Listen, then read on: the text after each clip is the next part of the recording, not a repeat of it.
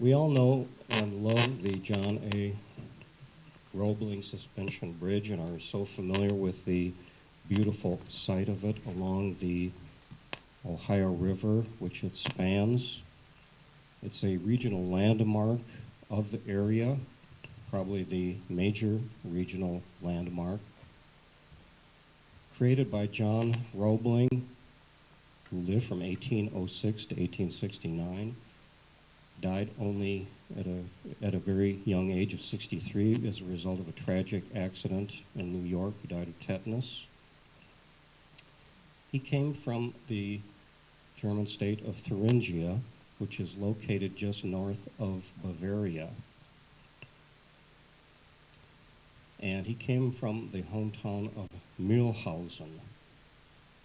If you go to Mühlhausen, you'll see that it's a very beautiful city with a long medieval history, a city of church spires.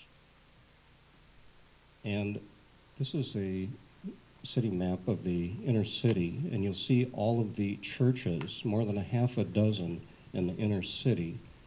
And in the lower right, you'll see Roebling Strasse, or Roebling Street, and it was here that Roebling was born in 1806.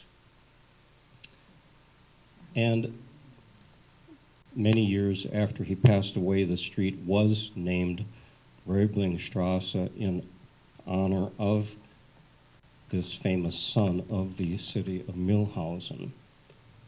And this is his birthplace, his name, Johann August Roebling.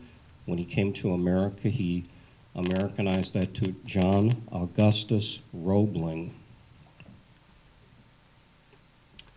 And there is a historical plaque at his birthplace. Of course, they are very proud of him in Mühlhausen.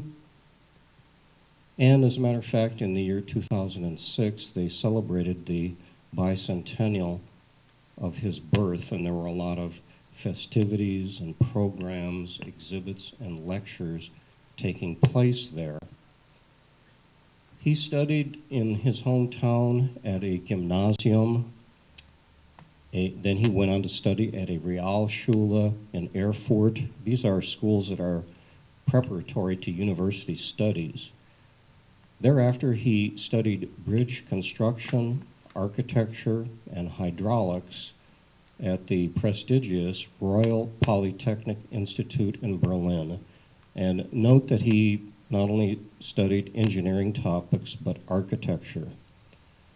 While he was in Berlin studying, he also attended the lectures by the German philosopher Hegel. And Roebling always had a very deep interest in philosophical, theological, and spiritual matters. After his studies, he took a position with the state of Prussia, an engineering position. He managed road and bridge construction. And while he was on a vacation from his job, he went to Bamberg, and he first saw a suspension bridge there made out of iron chain, which was an early model of bridge making and with a suspension concept. He left that position to open a bookstore, and he began publishing books. This shows his intellectual nature, that he was interested in books, learning, and knowledge. One of the books he published was by Johann Etzler. Johann Etzler was a Protestant minister, a friend of his, who had actually come to the United States, lived here, and Roebling published this book, and it talked very glowingly about America and immigration. In 1830, there was a revolution in France. Many people in Europe, especially in the German states, were very discontented with the political conditions after the fall of Napoleon and the Congress of Vienna. They saw the restoration of the old monarchical, autocratic rulers. And Roebling shared this discontent with the political and social conditions in Europe. And there were protests in 1817, revolutions in 1832 and 48.